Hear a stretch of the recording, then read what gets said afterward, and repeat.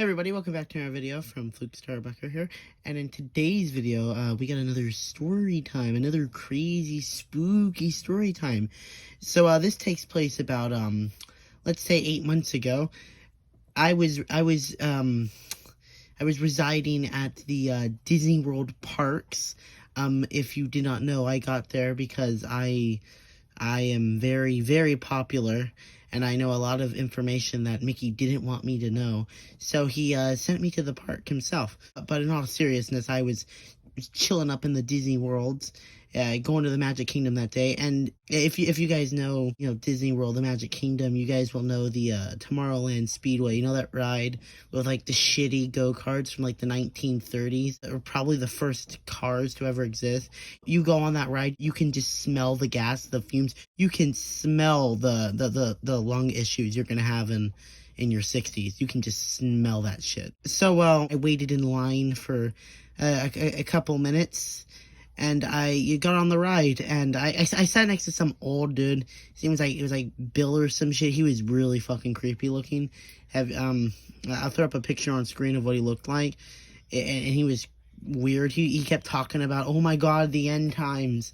He literally just would not shut the fuck up about the end times. So the ride started to go, and we were doing the, you're going around the track where they make you think you're racing people when you're really not, because you're on a track. Now here's where it gets a little bit weird. There's like a little bridge there, or from what I remember, like a tree or some shit, something that blocks your view path from other people. I looked to the side while I was having fun. I was, driving this car while this old guy was speaking gibberish about the end times. And I looked over just very casually, and I saw something. I saw like a dude, like one guy in a cart, just one dude, which is, it's not unheard of, Not everyone wants to sit next to Hobo Bill like I do. But I had to do a double take because I saw something that did not look out of the ordinary. So whenever I took that double take at it, that guy, to put it very bluntly, he looked very satisfied with that ride. He looked like he was having the time of his life, like extremely satisfied with how the ride was running, maybe a little too satisfied. And I looked at it a second. I said, this looks very familiar. Well, I decided to kind of stop the car a little, or not stop the car a little, but go up a little quicker, because he was on a different track. So I tried to go a little quicker. I rammed the guy who was in front of me. He was like, hey, what the fuck, man? He stopped his go-kart, because I guess his kid threw up or some shit. And he was like, hey, what the hell, man? My kid threw up. Give me a minute. And I said, no, fuck you. I got to see what's going on. So I just kept going up and going back, just kept slamming him until he left. I pulled up where I was past the car. I turned around, and I saw some woman. I saw some woman harassing his Slim Jim,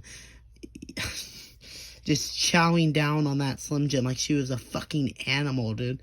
And I saw it, and I was like, oh my god, what the fuck? Even the Hobo Bill stopped for a second. Even he looked at it and said, he looked at it and said, damn, dude, that's fucking crazy. On the very few times where he actually stopped freaking out, he was like, holy shit, dude. I was like, damn, I know, bro. It's fucking nuts.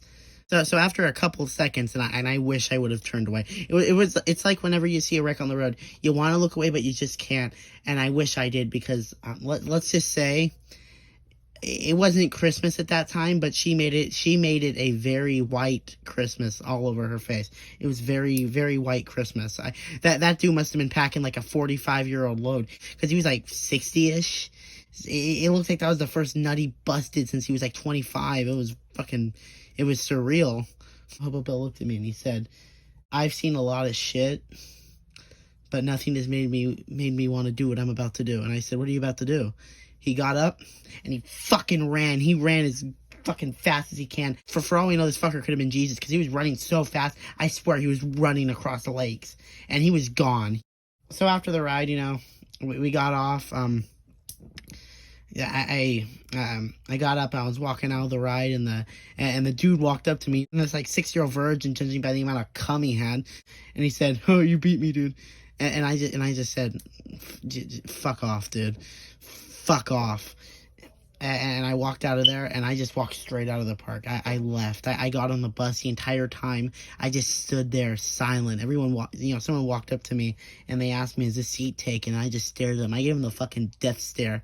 They were so terrified. They walked and they got off the bus, like, instantly. Like, I don't even think they're even fucking going where the fuck the bus went, but, like, holy shit.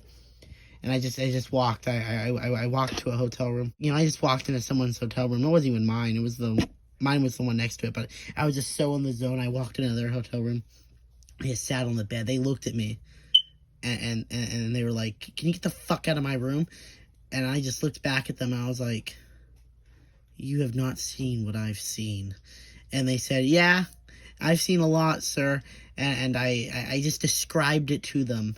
And this, like, man said, like, okay, yeah, you've seen a lot. Please have the room.